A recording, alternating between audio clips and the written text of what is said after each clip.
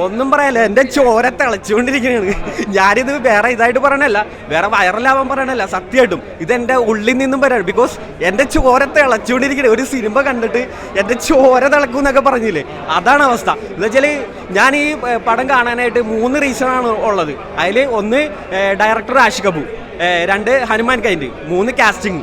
ഒരു രക്ഷയില്ല എന്ന് പറഞ്ഞാൽ പടം വേറെ ലെവല്, ഔട്ട്സ്റ്റാൻഡിങ്. നിങ്ങൾ വേണമെങ്കിൽ നോട്ട് ചെയ്ത് വെച്ചോ, ഞാനീ പറയണത് സത്യമായിരിക്കും.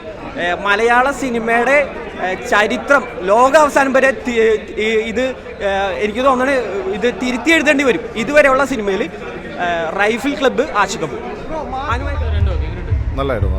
നല്ല എക്സ്പീരിയൻസ് ആയിരുന്നു. നന്നായിട്ടുണ്ടായിരുന്നു. എല്ലാവരും തകർത്തുണ്ട്. നന്നായിരുന്നു.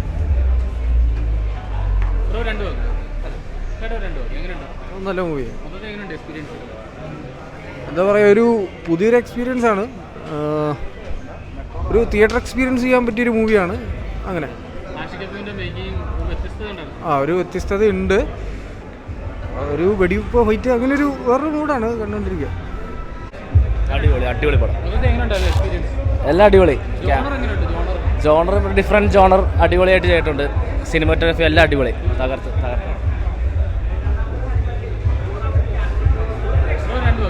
അടിപൊളി പടം, കിടല പടം.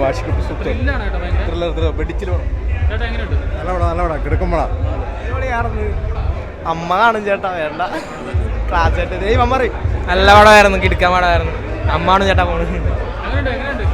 നമ്മുടെ പുളുസ് കിടക്കാച്ചി പടം എന്നാ പറയാ, തിയേറ്റർ വാശികളായിട്ട് ദിലീഷ് പോത്തിന് അനുരാഗ് കാശ്മീരിൻ്റെ തീ ഐറ്റമാണ്. ആഷിഖ് ഇപ്പോൾ പൊള്ളിച്ചു. കാരണം മലയാളത്തിൽ ഇമാതിരി ഒരു ഐറ്റം ചെയ്യുന്നത് ഹെവി റിസ്ക് ആണ്.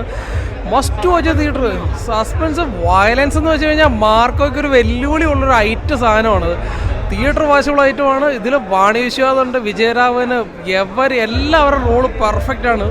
ഹെവി സാധനം, കിട്ടു സാധനം. ഇതിൽ ഫൈറ്റും വെടിവെപ്പും ടിഷ്യൂ മാത്രമേ ഉള്ളൂ. തിയേറ്റർ വാശിയുള്ള സാധനം എന്ന് പറഞ്ഞു കഴിഞ്ഞാൽ ഞെട്ടിച്ച് തരിപ്പണമാക്കി തിയേറ്ററിൽ വന്നു കഴിഞ്ഞാൽ വർത്ത് വാച്ചായിട്ട്. അതിൽ കൂടുതൽ ഒന്നും പറയാനില്ല. Must watch theatre experience. ഒന്നും പറയാനില്ല, അന്യായം, അതേ ഉള്ളൂ പറയാനില്ല. ഒരു പ്രതീക്ഷയില്ല ഒന്നാണ് അന്യായ സിനിമ തുടങ്ങിയ വെടിയാണ്. അവസാനം കൂട്ടപ്പൊരിച്ചിലൊക്കെ പറയില്ലേ, അതാണ് മാർക്കോയ്ക്ക് വെല്ലുവിളിയാണ്. അത് മാർക്കോയെ തകർക്കുമെന്ന് എനിക്ക് തോന്നുന്നത്. ഇത് നല്ല എക്സ്പീരിയൻസ് സംവിധായകനാണല്ലോ. പുള്ളി വർക്ക് എന്ന് പറഞ്ഞാൽ ബെസ്റ്റ് വർക്ക്, ആഷിഖ് കപൂറിൻ്റെ ബെസ്റ്റ് വർക്ക് എന്ന് പറയാം. അതുപോലെ കിട്ടി എല്ലാവരും എന്ന് വെച്ചാൽ അഭിനയിക്കുന്ന എല്ലാവരും ഒന്നിനൊന്നിട്ട് തകർന്നു. വാണവിസ്ഥാനൊക്കെ കയറുന്നു. അവസാനം കണ്ട വാണവിസ്ഥാനത്തിൻ്റെ പടം കണ്ട് എനിക്ക് കൊല്ലാൻ തോന്നുന്നു. അത് പുള്ളിക്കാരി മാറ്റിയെടുത്തു. കിടുകിടുപ്പൻ. ഒന്നും പറയാം.